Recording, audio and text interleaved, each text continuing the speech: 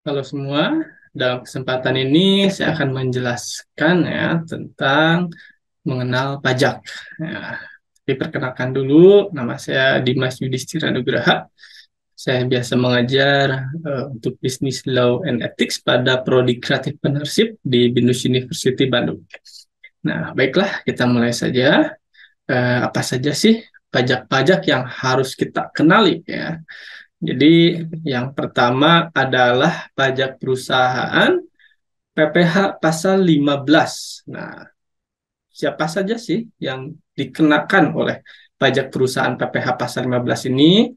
Yaitu pertama perusahaan pelayaran atau penerbangan internasional, kemudian perusahaan pelayaran dan penerbangan dalam negeri, kemudian perusahaan asuransi luar negeri, perusahaan pengeboran minyak, gas, dan panas bumi, kemudian perusahaan dagang asing, dan juga perusahaan investor dalam bentuk BOT atau Build, Operate, and Transfer. Ya.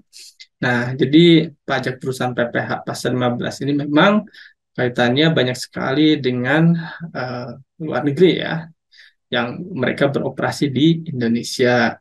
Kemudian berikutnya adalah yang kedua PPh perusahaan pajak penghasilan pasal 21.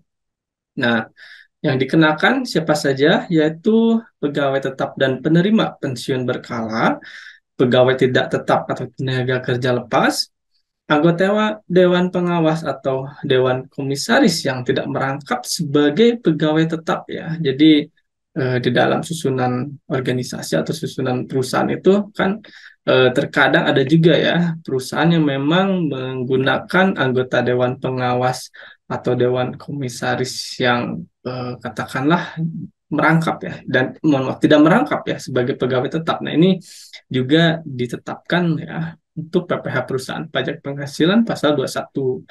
Berikutnya adalah yang terkena pajak ini yaitu penerima imbalan lain yang bersifat tidak teratur.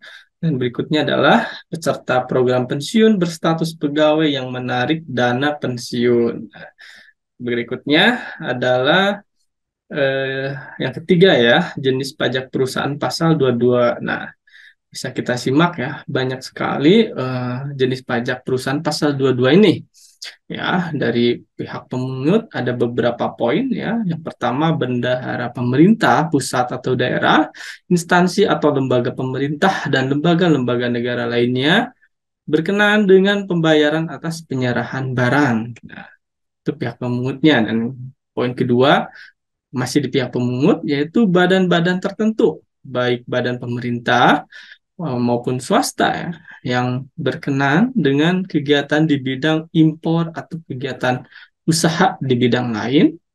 Dan yang ketiga yaitu wajib pajak badan tertentu untuk memungut pajak pembeli atas penjualan barang mewah, dan poin tersebut tertuang dalam pasal 22 ayat 1. Nah, berikutnya eh, kegiatan impor pun kena ya untuk jenis pajak ini, yaitu ada 3 poin nih ya. Yang pertama, apabila menggunakan angka pengenal importir ya atau API adalah 2,5% ya kali nilai impornya itu sendiri. Nah, jika tidak menggunakan API, maka tarifnya sebesar 7,5% ya kali nilai impor. Nah, jadi penting sekali ya kalau kita ingin mengimpor, tentunya kita harus menggunakan angka mengenal importir. Nah, kita harus terdaftar hal ini ya. Jadi agar pajaknya lebih murah ya. Yang kedua adalah pembelian barang yang dilakukan oleh DJPB ya, Bendahara Pemerintah, BUMN atau BUMND yang ke mana tarifnya 1,5% ya kali harga pembelian ya, dan ini tidak termasuk PPN dan tidak final juga. Nah, berikutnya adalah atas impor kedelai, gandum, dan tepung terigu yang menggunakan API adalah 0,5% kali nilai impornya itu sendiri. Nah, ini tentang kegiatan impor ya. Nah, kemudian di berikutnya tentang penjualan hasil produksi, di mana apabila kita memproduksi kertas ini dikenakan pajaknya itu 0,1% ya, dikali DPP atau dasar pengenaan pajak ya.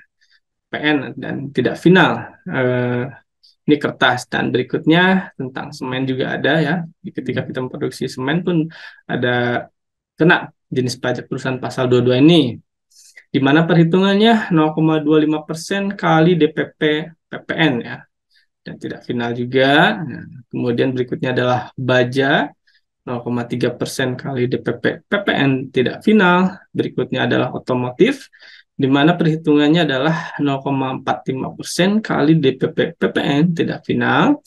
Dan juga atas penjualan hasil produksi atau penyerahan barang oleh produsen atau importir bahan bakar minyak, gas, dan pelumas adalah bersifat final ya bagi penyalur atau agen dan tidak bersifat final bagi yang lainnya. Nah, berikutnya untuk tarif PPh pasal 22 ini yaitu mengenai pembelian bahan-bahan untuk keperluan industri ya, yang mana tarifnya itu adalah 0,25% ya dikali harga pembelian dan tidak termasuk PPN. Dan berikutnya adalah jenis PPh pasal 23. Nah, ini kita perlu ya tentang hal ini. PPh 23 adalah pajak yang dipotong oleh pemungut pajak dari wajib pajak saat transaksi yang meliputi transaksi dividen ya atau pembagian keuntungan saham, kemudian juga royalti, bunga, hadiah dan penghargaan, sewa dan penghasilan lainnya yang terkait dengan penggunaan aset selain tanah atau bangunan atau jasa. Nah, tarif PPh 23 ini dikenakan atas dasar nih dasar ya, dasar pengenaan pajak ya atau jumlah bruto dari penghasilan.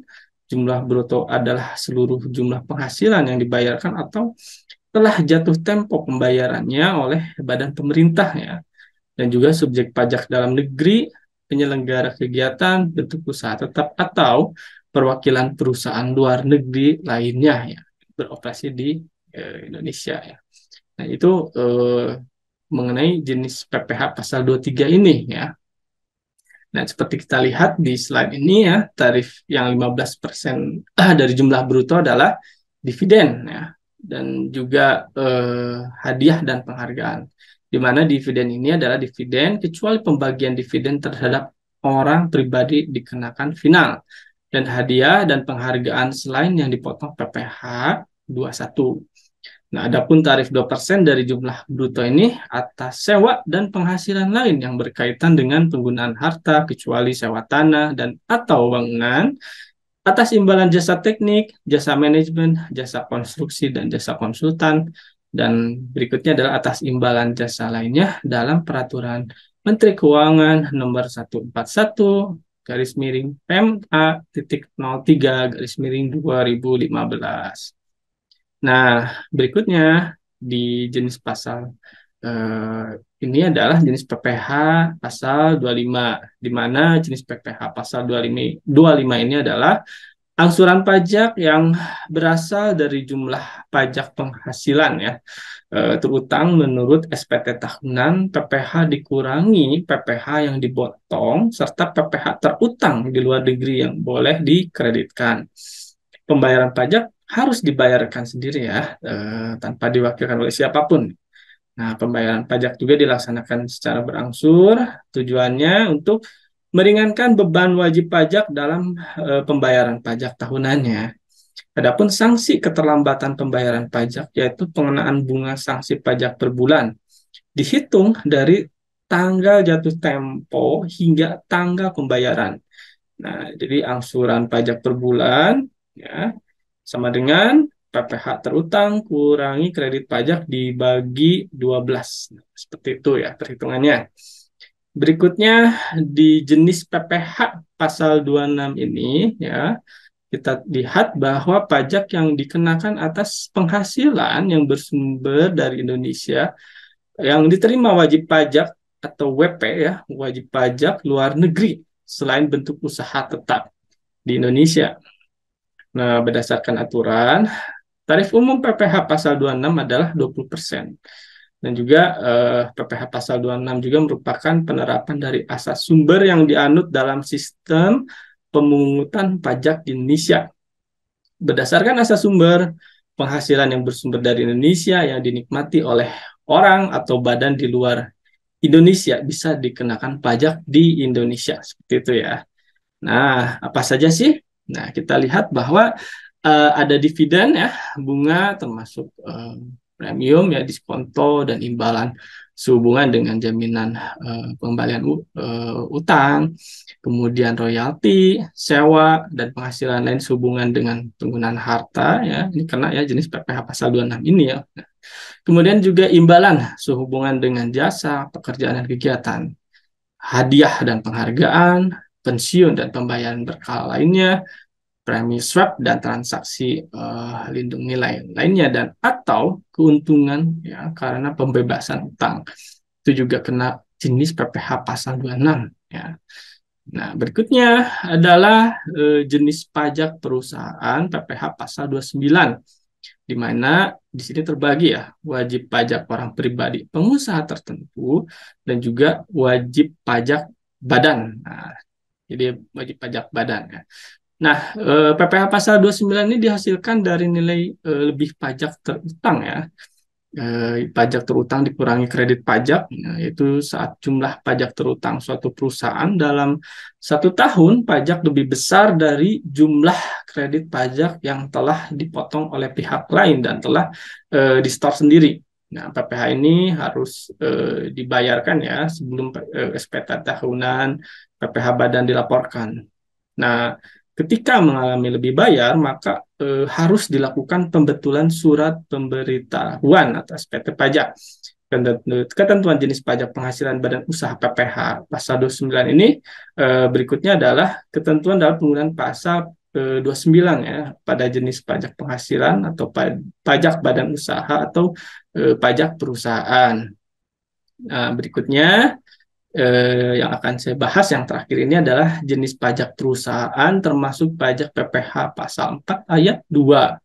Nah, apa saja sih? Yaitu bunga deposito dan tabungan lainnya, bunga obligasi dan surat utang negara, dan bunga simpanan yang dibayarkan oleh koperasi kepada anggota koperasi orang pribadi. Kemudian juga ketika kita dapat hadiah undian, kemudian juga adanya transaksi saham dan sekuritas lainnya ya, transaksi derivatif yang diperdagangkan di bursa, dan transaksi penjualan saham atau pengalihan penyertaan modal pada perusahaan pasangannya yang diterima oleh perusahaan modal Ventura. Nah, transaksi penghasilan harta berupa tanah dan atau bangunan yang PPh pasal 4 ayat 2 jasa konstruksi, ya, usaha real estate dan persewaan tanah dan atau bangunan. Nah, untuk lebih jelasnya ada di klikpajak.id.blog ya. Nah, ini untuk lebih jelasnya barangkali Anda sekalian ingin mengetahui lebih detailnya ya. Di sini saya hanya menjelaskan secara umumnya saja, dan semoga penjelasan ini bermanfaat, dan terima kasih.